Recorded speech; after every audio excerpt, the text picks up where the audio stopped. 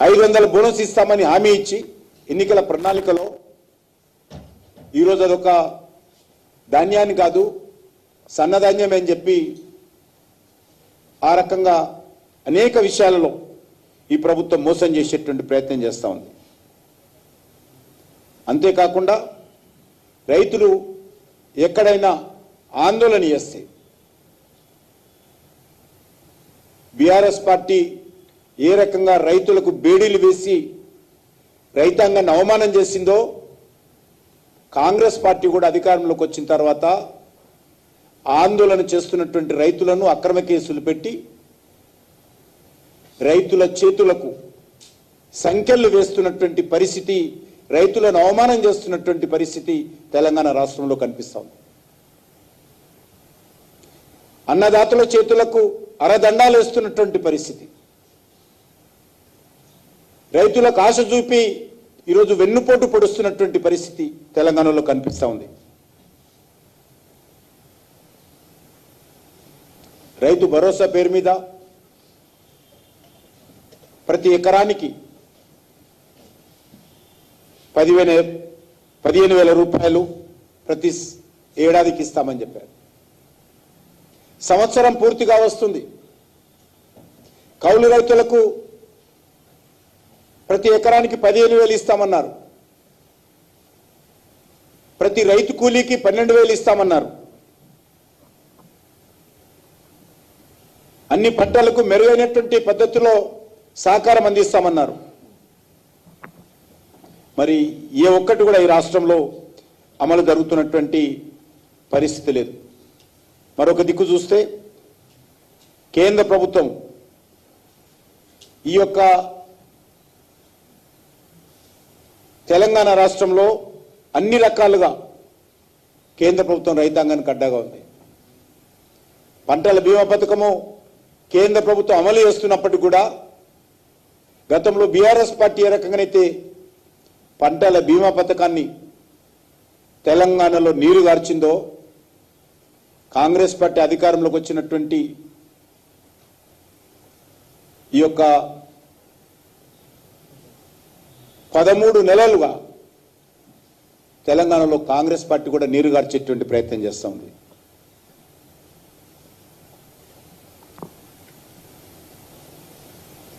మనకందరూ తెలుసు, గత నవంబర్ 30వ తేదీ నాడు ముఖ్యమంత్రి గారు రుణమాఫీకి సంబంధించినటువంటి 4వ విడత 2,747 కోట్ల రూపాయలు పాలమూరులో జరిగినటువంటి సభలో పెద్ద చెక్కు ముద్రించి రైతులకు ఇస్తున్నట్టు ఆ రోజు ప్రదర్శించడం జరిగింది. సంవత్సరం పూర్తవుతున్న సందర్భంగా 4వ దఫా రైతుల రుణమాఫీ పూర్తి చేస్తామని చెప్పి ప్రకటించారు. కానీ దురదృష్టం ఏంటంటే ఆ డబ్బుతో రైతుల రుణమాఫీ పూర్తి కాదు, 4వ విడత కూడా పూర్తి కాదు. కాంగ్రెస్ పార్టీ వచ్చే ఇంకా 4 సంవత్సరాలు కూడా పూర్తి చేసే పరిస్థితి లేదు.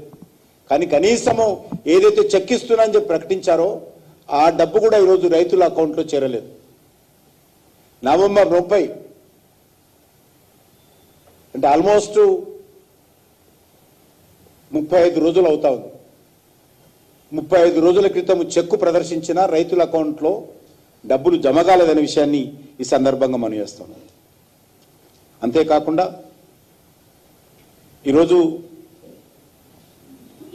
ఎంఎస్పి ఇచ్చి మేము ధాన్యం కొనుగోలు చేస్తా ఉన్నాం. 70% ఎంఎస్పి ధరలు నరేంద్ర మోడీ అధికారంలోకి వచ్చిన తర్వాత పెంచడం జరిగింది.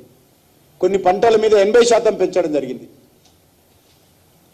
కానీ నేను రేవంత్ రెడ్డి గారిని కాంగ్రెస్ పార్టీని ఒకటే ప్రశ్నిస్తున్నాను, రైతులు ధాన్యం అమ్మడానికి సిద్ధంగా ఉన్నారు.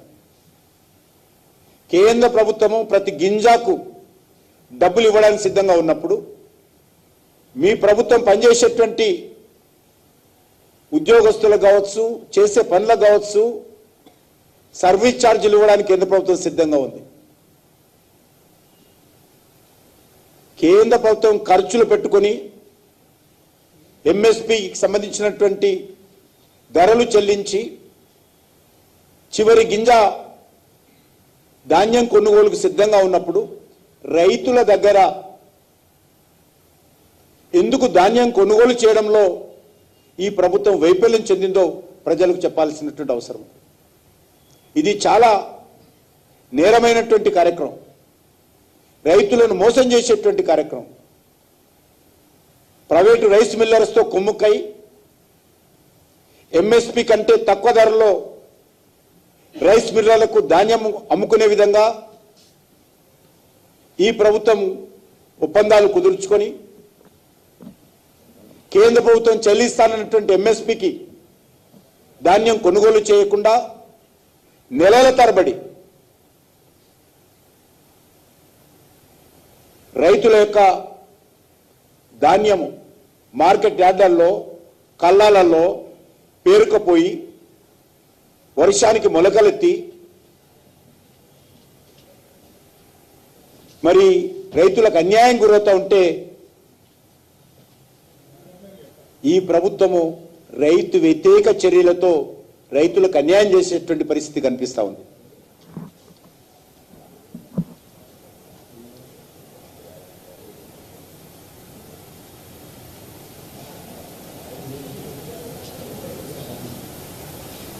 ధాన్యం కొనుగోలు మీద కాంగ్రెస్ పార్టీ హయాంలో 3,500 కోట్ల రూపాయలు సంవత్సరానికి ఖర్చు పెడితే ఈరోజు కేంద్ర ప్రభుత్వము ఒక ధాన్యం మీదనే 26,000 కోట్ల రూపాయలు ఖర్చు పెడతా ఉంది ధాన్యం కొనుగోలు చేయడానికి.